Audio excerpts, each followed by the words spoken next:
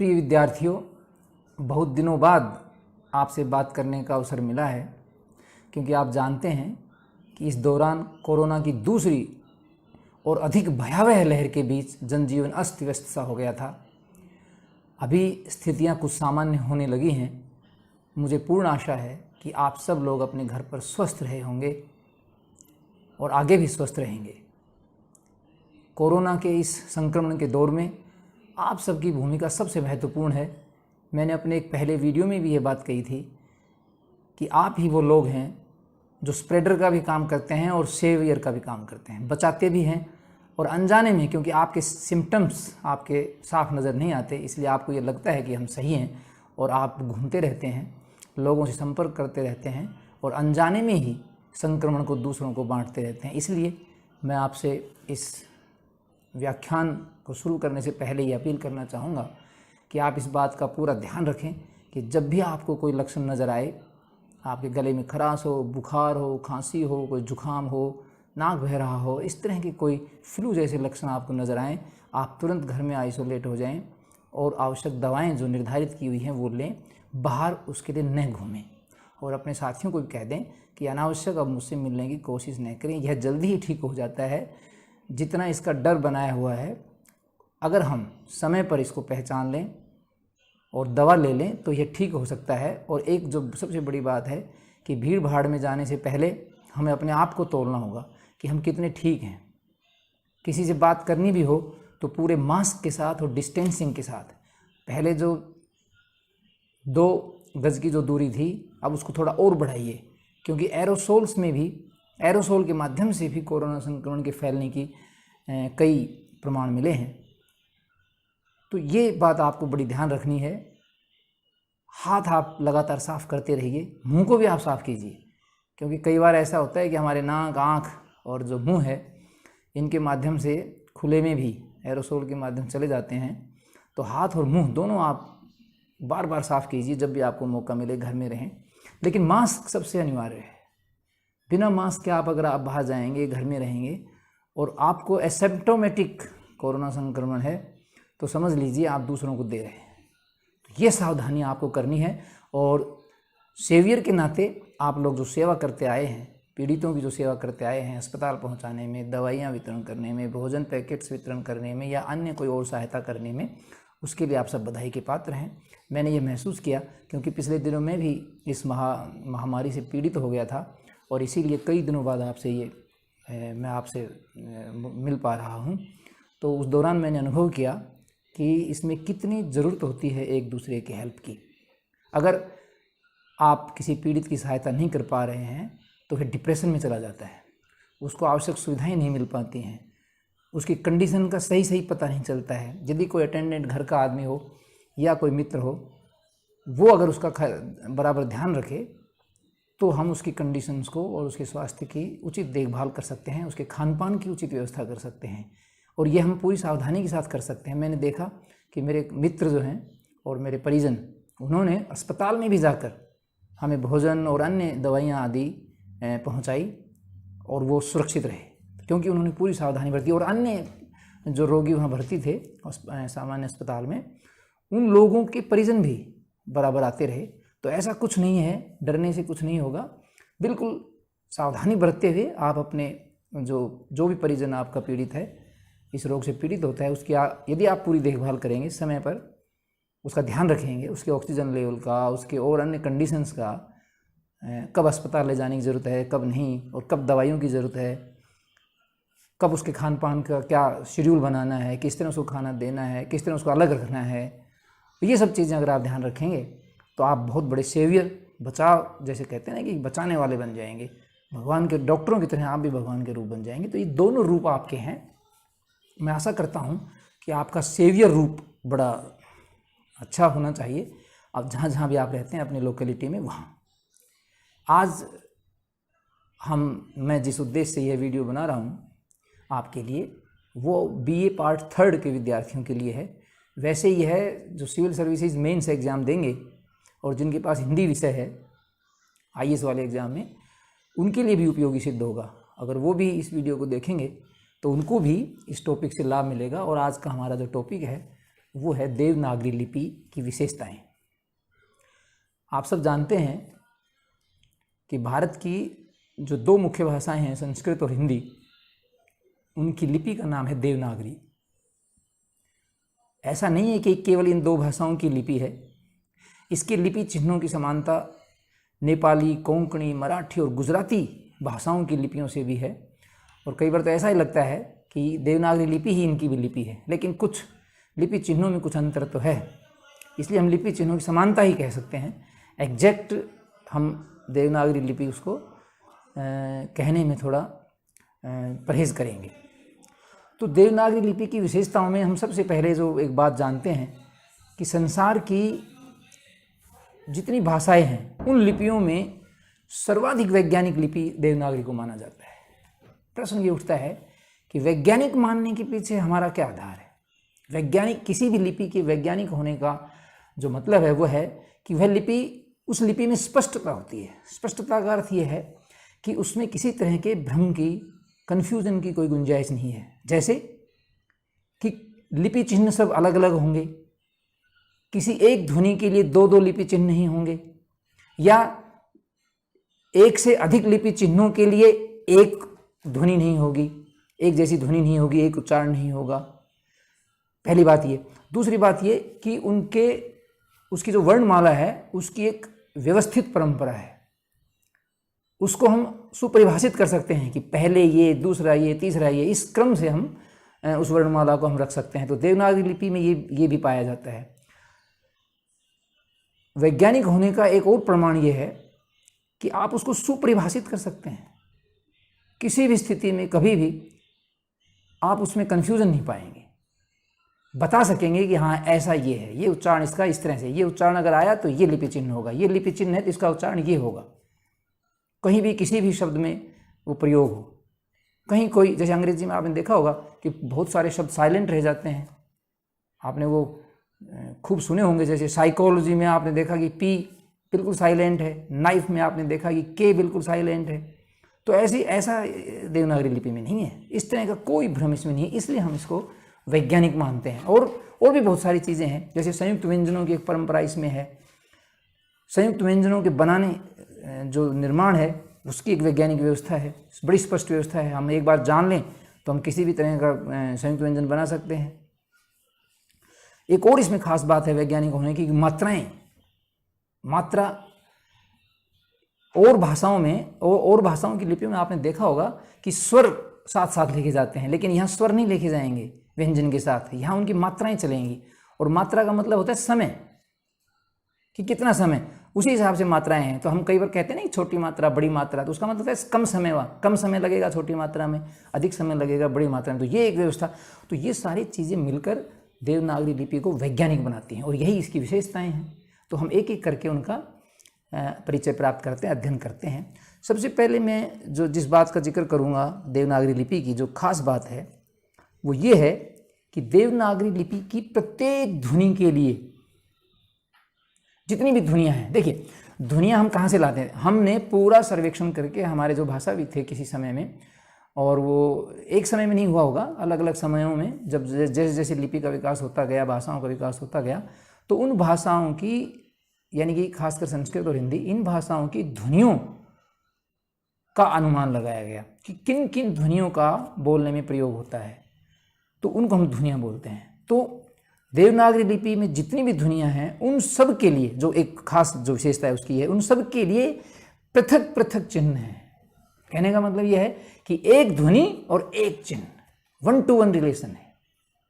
ऐसा नहीं है कि एक ध्वनि के लिए दो दो चिन्ह हों, ऐसा नहीं है बिल्कुल। यही इसकी वैज्ञानिकता का प्रमाण भी है और इसकी विशेषता भी है। आप देख लीजिए, कोई भी जो ध्वनि है उसके लिए मिलता जुलता भी कोई वो नहीं मिलेगा आपको, सब अलग अलग चिन्ह हैं। तो ये एक बड़ी बात है। इससे क्या होता है कि किसी तरह का भ्रम नहीं रहता, जैसे बोला गया ठीक हमारे सामने या हमारे ध्यान में वो लिपि चिन्ह आएगा अलग से, और वो हम लिख देंगे। और मज़े की बात यह है कि वो लिपि चिन्ह फिर किसी दूसरी ध्वनि के लिए प्रयोग नहीं होगा। तो ये एक सबसे बड़ी हमारी विशेषता है पहली। और दूसरी, देखिए आप इसको भी, इससे आप जब देखेंगे, अच्छा जैसे पहले हम विशेषता की बात कर रहे थे, आप अंग्रेजी की जो लिपि है उसमें आप देखिए, आप सी से कै बनाते हैं, सी से से बनाते हैं, के से भी कै बनाते हैं, आप ए से ए बनाते हैं, आ बनाते हैं, ई से भी ए बन जाता है, ई से ए बन जाता है, आई से ई बन जाता है, ई से भी ई बन जाता है। ऐसे कितने आप उदाहरण देख सकते हैं। रे से आर से रे बन जाता है और हमारे अड़े भी बन जाता है। ओ से ए भी बन जाता है और ओ भी बन जाता है। एफ से फे बन जाता है, पीएच से भी फे बन जाता है। आपने ये सब चीजें अंग्रेजी की लिपि में देखी तो कितना मतलब एक भ्रम की गुंजाइश रहती है। यू का आप ऊ भी बना देते हो और ए भी बना देते हो। जैसे सी यू टी कट बोल देते हो, ए बन गया, और पी यू टी में आप पुट बोल देते हो, ऊ बन गया। ऐसा हिंदी में यानी कि संस्कृत और हिंदी की जो लिपि है देवनागरी, इसमें ऐसा नहीं है।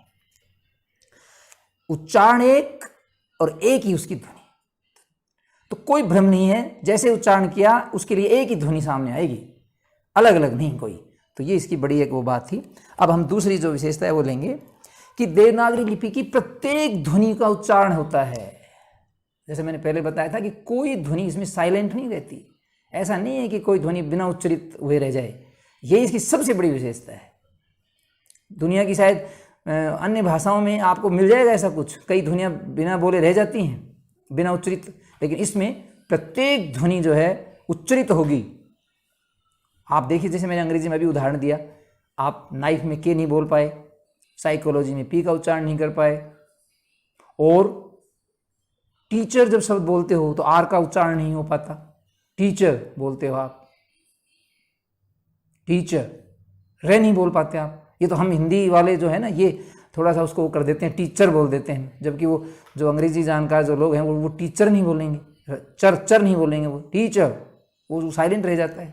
ऐसे कितने ही शब्द हैं जो आप देखेंगे कि साइलेंट रह जाते हैं, लेकिन हिंदी में यानी कि देवनागरी लिपि में ऐसी कोई ध्वनि नहीं है जिसका उच्चारण नहीं होता हो। तो जब उच्चारण हो जाता है तो लिखने में कोई कठिनाई नहीं आती। तो ये एक इसकी दूसरी बड़ी विशेषता थी।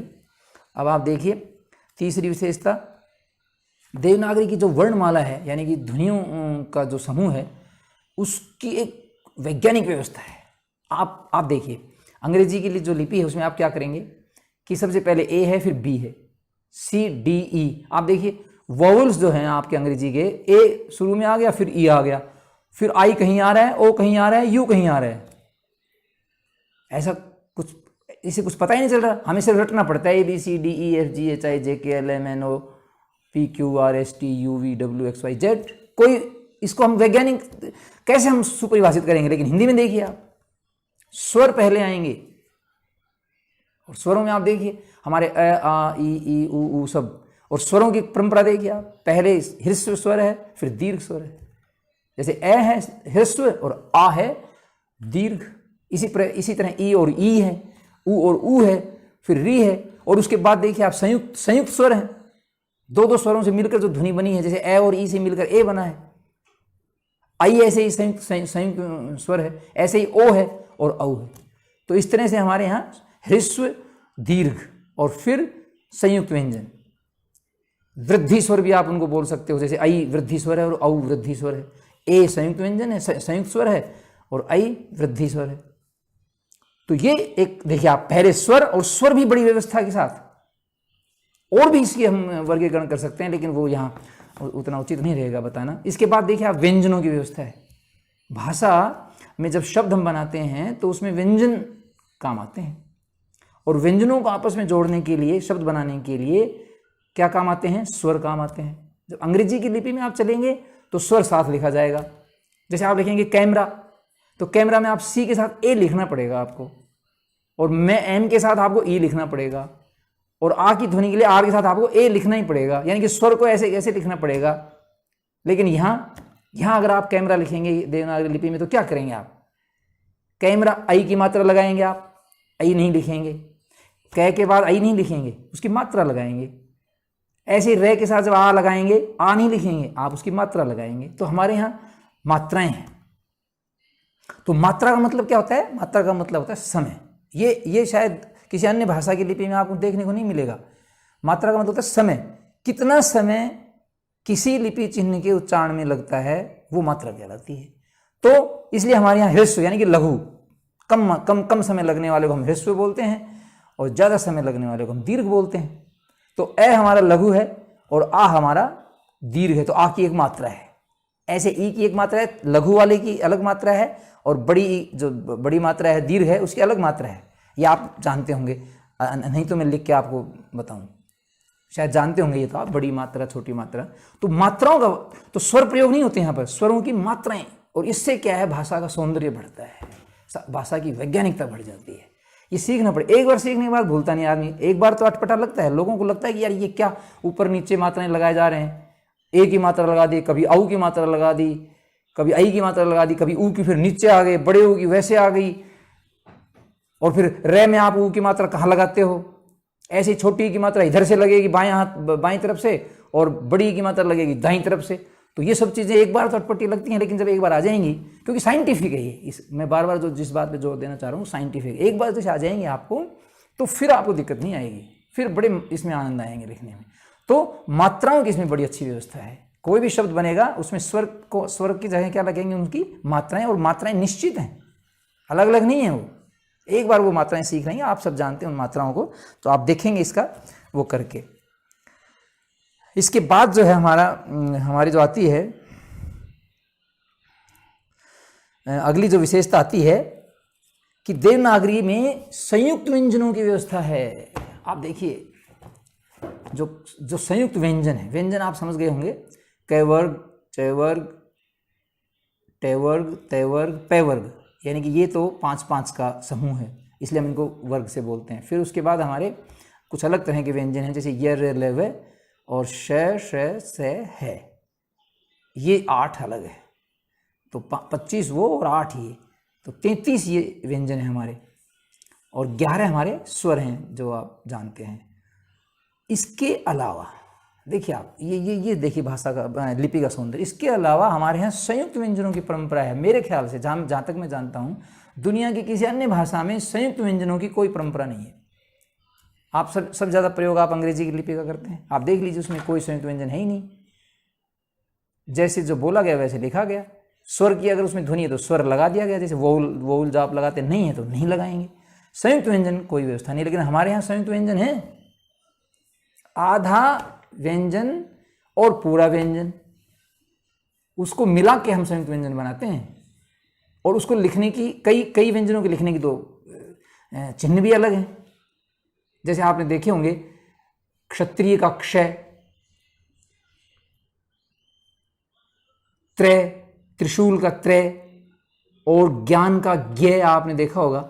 ये हमारे 3 बड़े विशेष हैं। इसी के साथ साथ श्री आप देखा होगा, श्रीमान में जो हम श्री लगाते हैं वो भी एक संयुक्त व्यंजन है। इसी प्रकार आप देखिए द्विविधा, द्वि जो शब्द है ये देखिए आप, कितने ऐसे शब्द हैं। द्वैत में फिर वही द्वय है, द और वह है। तो इनकी एक परंपरा है। ऐसे रे का देखिए आप, जिनके साथ रे लगता है, जब रे आधा होता है तो ऊपर लगता है, आपने देखा होगा, एक फ्लैग की तरह, झंडे की तरह लगता है ऊपर। मात्रा एक ही भी लगती है, मात्रा एक ही भी लगती है, लेकिन नहीं, रे की लगती है आपकी बाएं से दाएं की तरफ, ऊपर लगती है वो। जैसे कार्य ये के ऊपर लगेगा वो, लेकिन जब पूरा रे आएगा तब क्रय है, क के नीचे लगेगा वो। तो इस तरह हमारी संयुक्त व्यंजन की एक विशेष परंपरा है। रुक गया क्या? हाँ,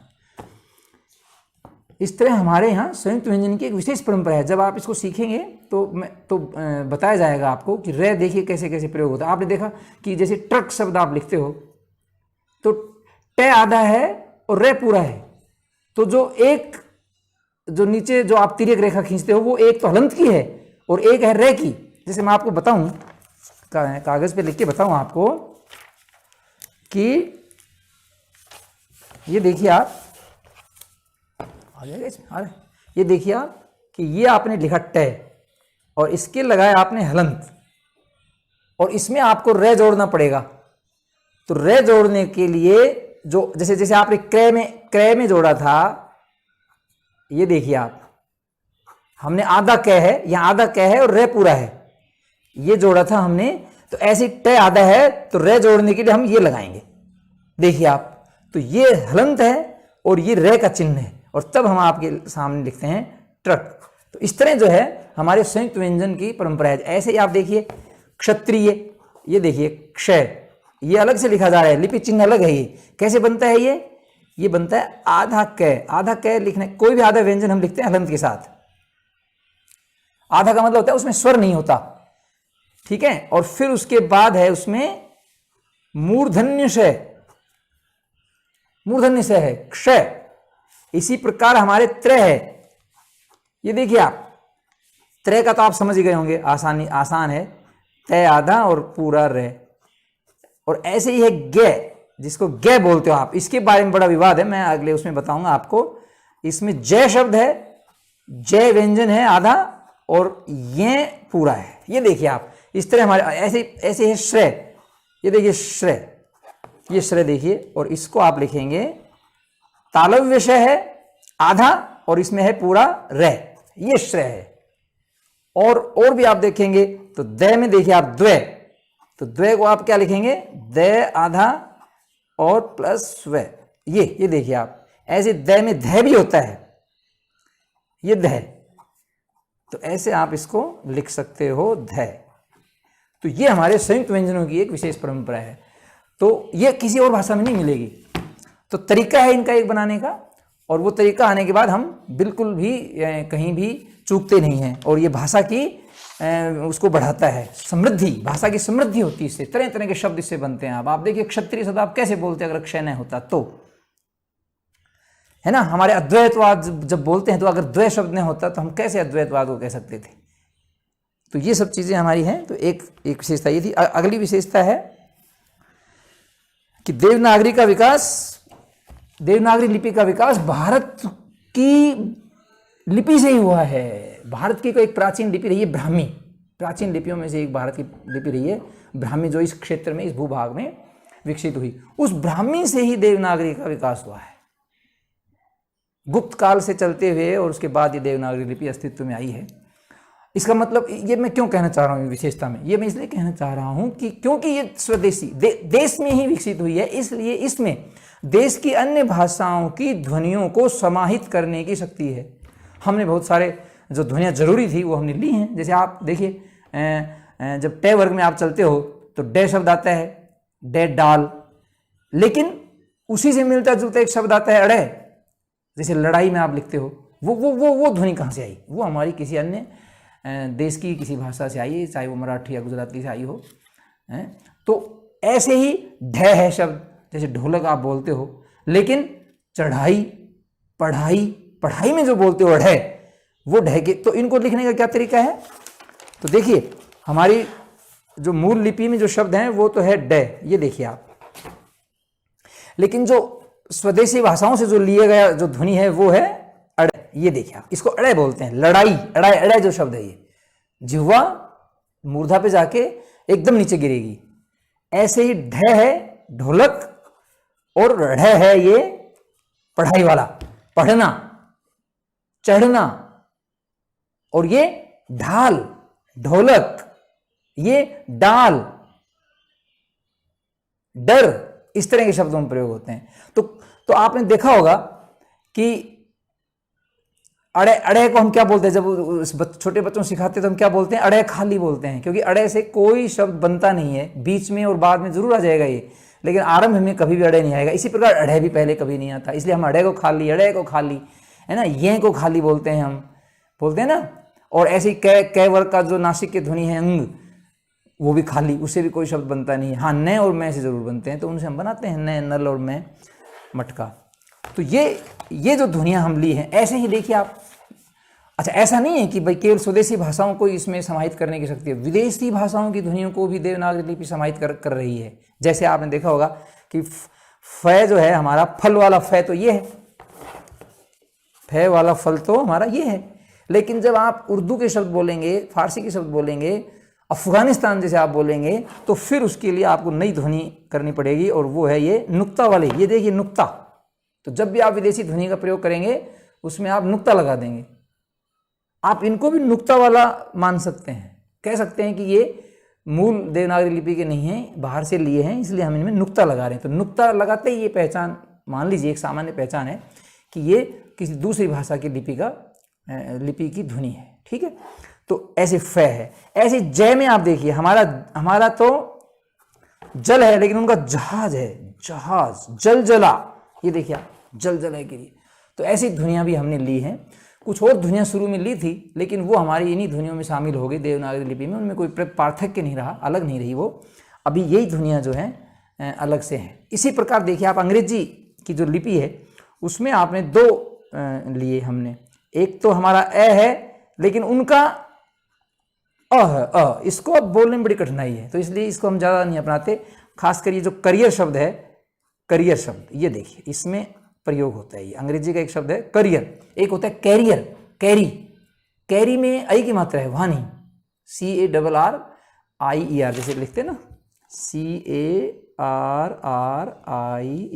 ये तो है कैरियर। अगर हम इसको थोड़ा लिपि में लिखेंगे तो कैरियर, आई की मात्रा लग रही है, लेकिन जो करियर है ये है CAREER, करियर, केयर से करियर बना है, तो ये करियर। तो ये जो ए है ये इसका चिन्ह है। तो ये ध्वनि हमने ए के रूप में लिए। कुछ शब्द ऐसे हैं जो हमारे अंग्रेजी से आए हैं और उनमें हमें प्रयोग करना पड़ता है। एक जो कॉमन है, ये तो चलो मैंने बता दिया, कॉमन है आ, ये न तो आ है और न ओ है, इन दोनों के बीच में बोला जाता है। बहुत सारे शब्द हैं, जैसे हमारा हॉस्पिटल है, तो हम तो क्योंकि हिंदी भाषी है ना, तो कभी तो हॉस्पिटल बोल देते हैं, थोड़ा पूर्वी भारत की तरफ जाएंगे तो हॉस्पिटल बोल देंगे, तो न आ है न ओ है, हॉस्पिटल। ऐसे बहुत सारे शब्द आपको मिल जाएंगे। तो ये ध्वनि भी जैसे हमने ली है, तो ये सब देवनागरी लिपि में मान्य हो चुकी हैं। तो देवनागरी लिपि की एक विशेषता ये भी हुई कि यह अन्य भाषाओं की लिपि चिन्हों को भी समाहित करने की शक्ति रखती है, इसलिए थोड़ी इसमें उदारता है, कहने का मतलब ये है। अगली जो विशेषता है वो है कि देवनागरी लिपि के जो चिन्ह हैं, लिपि चिन्ह जो हैं, ये भारतीय धार्मिक सांस्कृतिक परंपरा से किसी न किसी तरह से जुड़े हुए हैं। आज आप भले ही उनको अलग मान लो, लेकिन जब इनका विकास हुआ होगा तो कुछ ना कुछ जो संकेत हमारे धर्म और संस्कृति में थे, उनसे जरूर सहायता ली गई है। जैसे स्वस्तिक का चिन्ह रहा होगा, और भी ऐसे चिन्ह होंगे। जैसे कै पहले ऐसे नहीं बनता था, गोलाई वगैरह सब बाद में आई हैं, तो बनते होंगे तो ज़रूर कोई ना कोई तिरछे आड़े ये सब चीज़ें जो है हमारे धर्म और संस्कृति में चिन्ह रहे होंगे। तो इससे भी ये लगता है कि हमारी धार्मिक सांस्कृतिक परंपरा की वाहक भी है। आज हम भले उसको प्रूव नहीं कर पाएँ, लेकिन अगर हम ध्यान से देखें और जाएं पुराने चिन्हों पर और मिलान करें, जो लिपि विशेषज्ञ हैं वो इसका मिलान करें, तो उनमें बड़ी समानता आपको मिलेगी। तो एक तरह से हमारी धर्म और संस्कृति से भी यह लिपि जुड़ी हुई है। एक और जो विशेषता है इसकी वो है ज्यामितीय आकृतियाँ। आप देखिए, जब इसका विकास हो रहा होगा गुप्त काल के बाद, इसको कुटिल लिपि कहा जाता था, क्योंकि इसके अक्षरों में वक्रता है, वक्रता और ऋजुता साथ साथ है।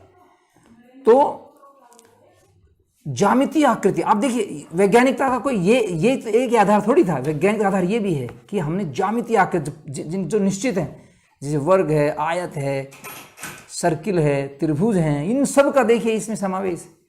बहुत सारे अपने लिपि चिन्ह जो हैं ज्यामितीय आकृतियों से मिलते जुलते हैं, तो उनसे भी हमने सहायता ली है। इसलिए भी ये एक वैज्ञानिक है। और ज्यामितीय आकृतियों का जब सहारा लिया हमने, तो वक्रता उसमें आई। वक्रता मतलब कुछ टेढ़ी चीज़ें, कुछ गुलाई वाली चीज़ें, कुछ, और ऋजुता का मतलब है कुछ सीधी चीज़ें। जैसे आप कै देखिए, कै में आपको सारी चीज़ें मिल जाएंगी। आप देखिए कै, ये जो मैंने लिख रखा है कै, देखिए आप ट्रक का कै देखिए आप, ये गुलाई, ये सीधी लाइन, और ये देखिए कि एक तरह का अलग ही वक्रता है, और तब जाके कै बना है। ये पहले किसी समय में कैसे रहा होगा, ये किस समय में ऐसे रहा होगा, ये ऐसे रहा होगा। ये अब ये देखिए हमारी ज्यामितीय आकृतियों से और हमारे सांस्कृतिक आकृति से मिलता जुलता रहा होगा। धीरे हमने इनको और सुंदर बना दिया। तो जितना हम इसको वक्रता और ऋजुता से जोड़ते गए, उतने ही ये लिपि चिन्ह सुंदर बनते गए। और मैं दावा करता हूं कि दुनिया की किसी और लिपि के चिन्ह इतने सुंदर नहीं है जितनी देवनागरी लिपि के चिन्ह सुंदर है। आप देखिए इनको लिखेंगे, हस्तलेखन की प्रतियोगिताएं होती थी किसी समय में, और उस सुंदर लिखाई के बलबूते पर ही नियुक्तियां भी होती थी लिखने वालों की। और ये लिपिक जो शब्द चला है, ये लिखने के कारण ही चला है। लिपिक लिखते थे, लिपि चिन्हों को लिखते थे। अब तो हालांकि टाइपराइटर और कंप्यूटर पर सब चीज़ें आ गई, अब नहीं है वो बात। लेकिन किसी समय में आप देखिए, पुराने मध्यकालीन इतिहास में देख लीजिए आप, लेखक मिलते थे अलग से, ढूंढा जाता था उनको किसकी अच्छी लिखाई है, तो सुंदर अक्षर और ये सब चीज़ें देवनागरी लिपि के कारण संभव हो पाया था। तो ये सब विशेषताएं हैं जिनके कारण देवनागरी लिपि को हम वैज्ञानिक लिपि कहते हैं और इसको हम एक विशिष्ट लिपि कहते हैं। प्राचीनता भी इसकी मैंने सिद्ध कर ही दी है और एक तरह से संस्कृत और हिंदी का तो ये गौरव है ही। कुछ लिपि चिन्ह पहले थे वैदिक संस्कृत और फिर आगे भी वो कुछ छूट गए हैं, जैसे री का दीर्घ नहीं है हमारे, ऋषि वाला जो री है उसका दीर्घ नहीं हमारे, केवल ह्रस्व ही बचा है क्योंकि उसका कोई शब्द हमारे यहाँ प्रचलित नहीं है। तो ऐसे कुछ शब्द छूट गए हैं। ऐसे धीरे धीरे आप देखिए षटकोण वाला स जो है वो भी धीरे धीरे अब बोलने में स और स में दिक्कत हो रही है इनमें, तो उसको भी धीरे धीरे छोड़ा जा रहा है। तो ऐसा है कुछ, तो ये विशेषताएं थी। अगले अध्याय में, अगले व्याख्यान में हम देवनागरी लिपि की जितनी विशेषताएं हैं, कुछ इसकी कमियां भी हैं, वो कमियों की भी हम चर्चा करेंगे। तब तक के लिए धन्यवाद। लेकिन आप अपना विशेष ध्यान रखिए, स्वास्थ्य का विशेष ध्यान रखिए।